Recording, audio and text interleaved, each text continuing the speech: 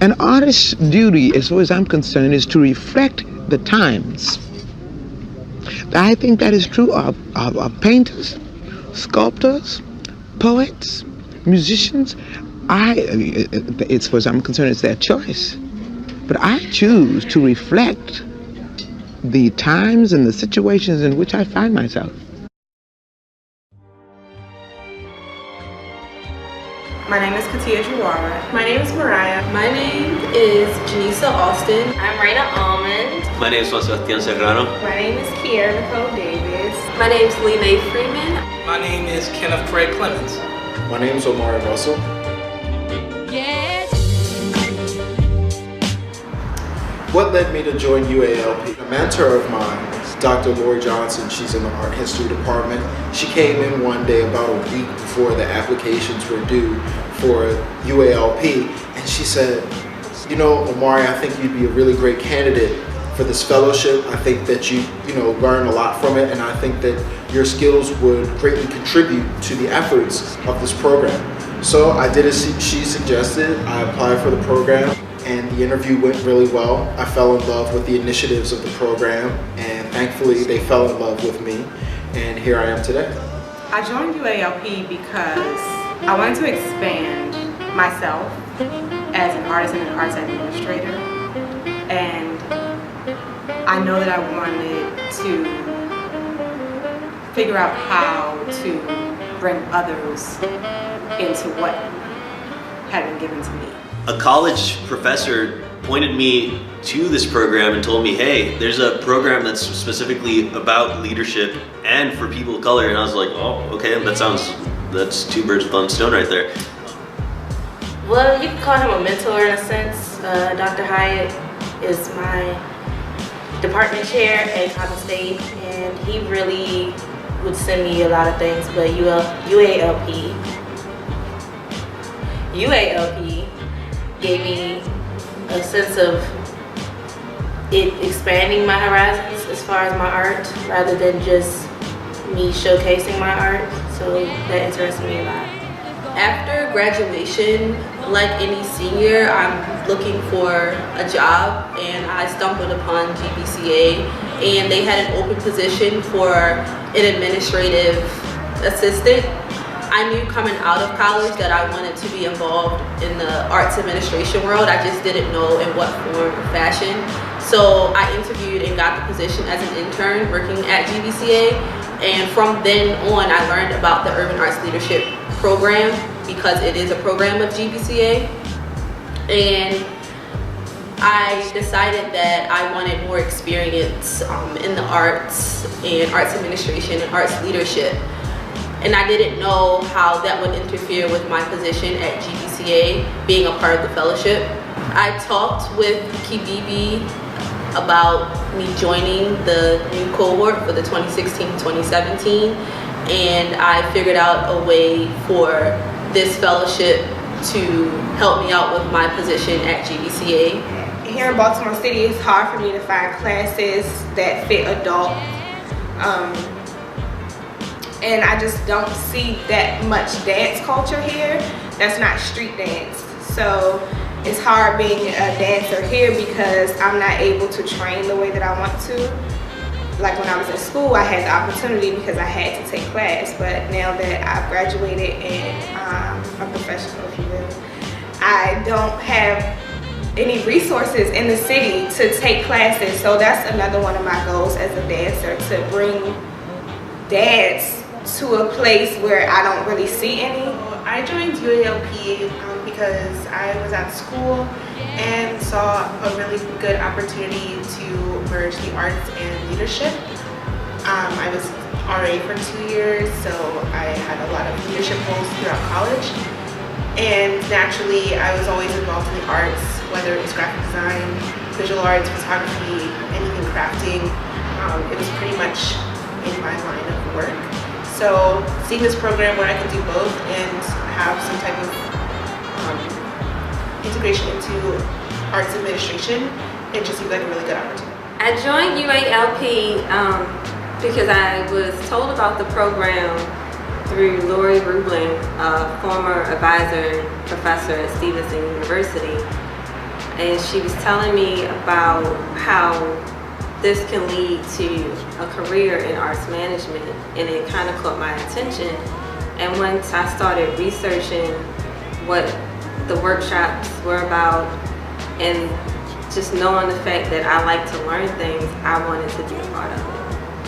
Once I heard about the program, I started reading the questions, and it was all questions about how leadership had been a part of my life. So I started trying to think about the stories that I heard about leadership when I was growing up, and just seeing and trying to think about the figures that I had in my life.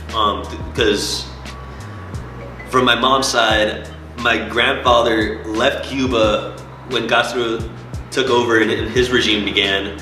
He didn't know English, he didn't have a cent to his name, and he ended up basically maneuvering, not understanding English, maneuvering, having to make money, ends meet to actually give anything to my family. Ended up going to Puerto Rico somehow, and basically with all the money that he had been saving up and making, he ended up buying a plot of land and basically coming up with a strip mall that was all about local businesses within this area in Puerto Rico. And he, with that in mind, I was like, okay, that's always impacted the way that I perceive myself, because man, with that example, I had to do something as big, or I have to try to be as great and give back, because I feel like that's something that's been ingrained in me. Always, if you're in a position of leadership, you always have to give back. So if anything that I've gained from the program, it's that, or when I was applying to the program, what I was trying to get from it was solidifying those, all those little things that I had gained from my life, and seeing how I can furthermore learn to be as great of a leader as my grandfather was. When you think about the word leader, you're thinking about change, you're thinking about influence, because when they see you doing something good for the community, because you have your own love for your own community, people are soon to follow. And there's a great deal of satisfaction that you get from the citizens when they see you doing good work. For example, when I had first took up the community, doing community artwork, little did I realize how much satisfaction and gratitude you get from the community. Even though you have those that watch you from time to time, when you're doing artwork or you're installing artwork, people are going to be really curious. It changes your perception, and you see all this positive change. And when people really like seeing artwork out there, it's just the gratitude is such amazing. And rather they not look on the negative all the time, it's always something that really changes the perception of the citizens of Baltimore. Rather than this occasional feeling of pessimism, there's some optimism, and it gives people hope. I've always found myself trying to help other people and trying to put other people onto things. When I was applying to the program, what I was trying to get from it was solidifying those all those little things that I had gained from my life, and seeing how I could furthermore learn to be as great of a leader as my grandfather was. I see myself as a leader because I see myself in a lot of ways as an advocate. I think that I am very in touch with the artistic community because I am a saxophone player, I am a creative and performing artist. Also, a lot of my academic passions, history, advocacy, things of that nature, I find a lot of enjoyment in public speaking and writing and overall advocacy, and I think I can bridge my two passions in order to kind of collude with and kind of assist and learn from the initiatives of UALP. I see myself as a leader more because I feel like I can relate to a wider audience. I've always had a knack for just getting along with a variety of people. So I feel like I could take that around Baltimore and just get to know a lot of people and see what they are interested in to showcase my art through the eyes of the people of Baltimore. I know that dance has affected my life in a lot of positive ways. The discipline of dance, the opportunities that come from dance, the training and how it affects who you become as a person. And I just wanted to provide that for other people. I recall being in spaces with other people a lot older than me that didn't look like me, that would look at me as if I was like this exotic creature, because I would come to art-related events and they would always ask me a million questions about how did I find out about the event, as if there wasn't an email sent out or a newsletter sent out. I knew this program would be helpful because it had workshops that I really wanted to learn more about and put into practice and possibly share with other people. Because being a young black female in a room full of older white men, there was obviously something lacking within the community that I represented. As far as being a leader, I'm the oldest sibling, so I have 2 brothers and a sister, so I've always had to be that person to like be in charge, tell them what to do, and make sure they're really okay. And I have this like protective quality with my friends, with even my own mom. Like, I'm so protective of her, and I think that comes with being a leader, wanting to protect your tribe, if you will. Being an RA was a big part of my life when it came to leadership opportunities. It kind of put me in a place of knowing that you can be a leader in many different fashions, in many different forms, and that can be applied to so many different areas of your life. So taking those experiences and then putting them into the art world, it kind of gave me this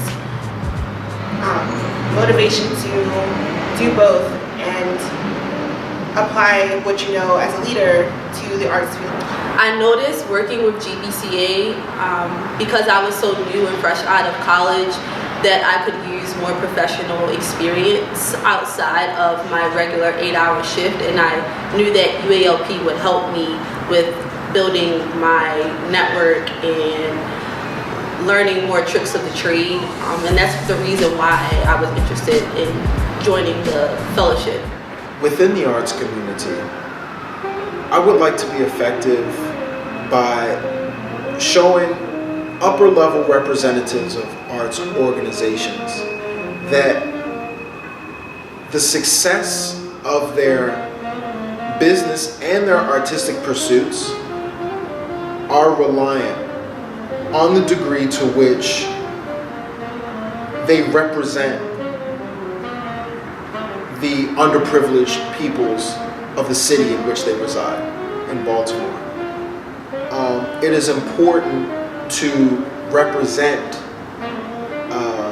the artistic community in Baltimore, because in the media, when the whole world sees Baltimore, if we go within the past 2 years, the image of Baltimore on the grand scale has not been it hasn't been a positive one. But I believe that arts organizations are in the best position to affect change, not only within the eyes of the international community and the community outside of Baltimore, but I think that arts organizations most definitely have the power to affect actual change within Baltimore.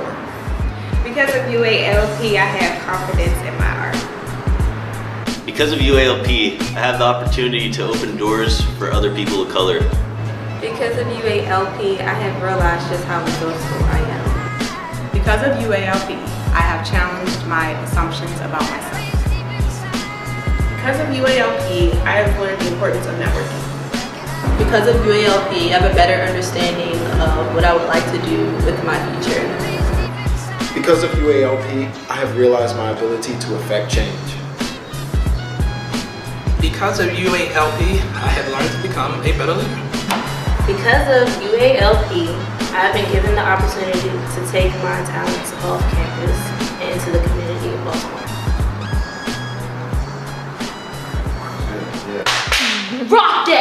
Yeah.